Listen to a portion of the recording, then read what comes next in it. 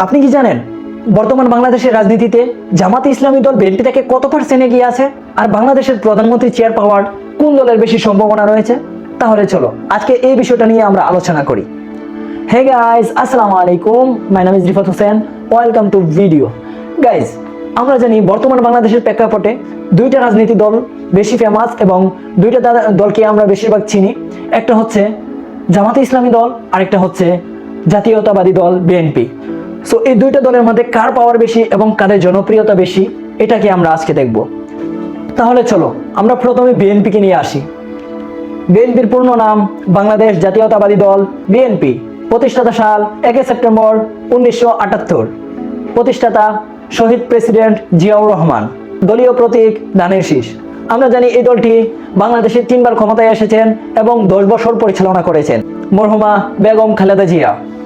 আর বর্তমান চেয়ারম্যান তারেক রহমান। আমরা জানি এই দলটি বাংলাদেশের অনেক বড় একটি দল এবং এই দলটি বাংলাদেশকে অনেক দূরে এগিয়ে নিয়েছেন।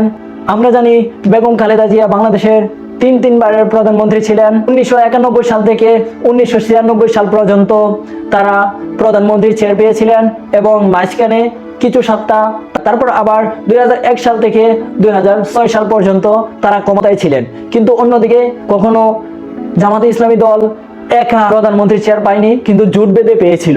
আমরা জানি বর্তমানে বিএনপি দল প্রায় অনেক বেশি এগিয়ে আছে, কারণ কিছুদিন আগে যখন তারেক রহমান আমেরিকা থেকে 18 বছর পর ফিরে আসে, তখন তাকে প্রায় 50 লক্ষ মানুষ তাকে সম্মানের সহিত বাংলাদেশে রিসিভ করে এবং তাকে সম্মান জানায়।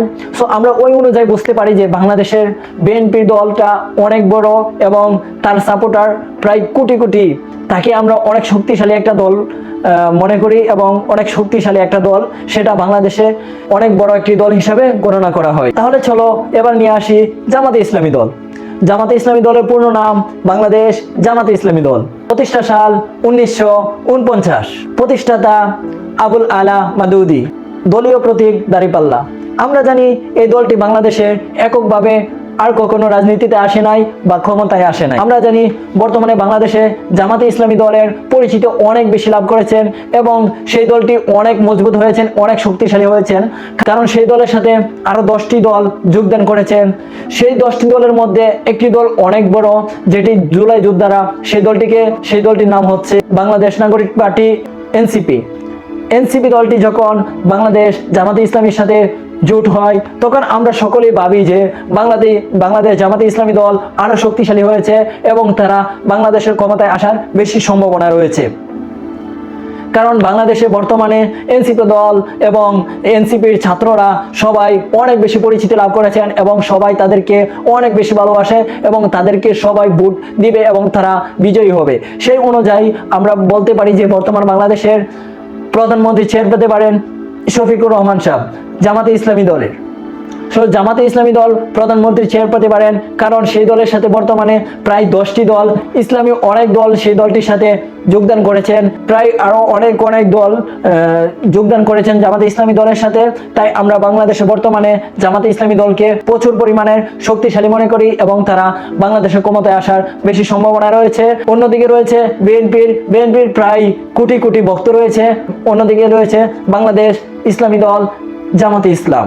সো ইসলামী দলকে সবাই চাচ্ছে, বর্তমান জনগণ চাচ্ছে ইসলামী একটি দল বাংলাদেশের রাজনীতিতে আসবে, ইসলামিক একটি দল বাংলাদেশের প্রধানমন্ত্রী চেয়ার পাবে এবং ইসলামিক একটি দল বাংলাদেশকে সুন্দরভাবে পরিচালনা করবে। সেই হিসাবে সবাই চাচ্ছে বাংলাদেশের জামাতে ইসলামী দলকে প্রধানমন্ত্রীর চেয়ার দিতে। আর অন্যদিকে প্রায় কোটি কোটি মানুষ লড়াই করছে বাংলাদেশ জাতীয়তাবাদী দল বিএনপির জন্য। আমরা জানি সেটি কিছুদিন আগে জানা যায় এবং তারেক রহমানের আগমনে সেখানে প্রায় কোটি কোটি এবং লক্ষ লক্ষ মানুষ তাদেরকে শ্রদ্ধা জানিয়েছেন এবং তাদেরকে সম্মানের সহিত বাংলাদেশে রিসিভ করেছেন এবং বেগম খালেদা জিয়ার মৃত্যুতে সবাই জানাজায় গিয়েছেন এবং তাদের প্রতি ভালোবাসা দেখিয়েছেন। সেই অনুযায়ী আমরা বলতে পারি বিএনপি অনেক শক্তিশালী। আর এই দুই দলের মধ্যে কারা বাংলাদেশের প্রধানমন্ত্রী হওয়ার সম্ভাবনা রয়েছে সেটা তোমরা কমেন্ট করো এবং বাংলাদেশ কাদের হাতে গেলে ভালো হবে সেটাও তোমরা কমেন্ট করো।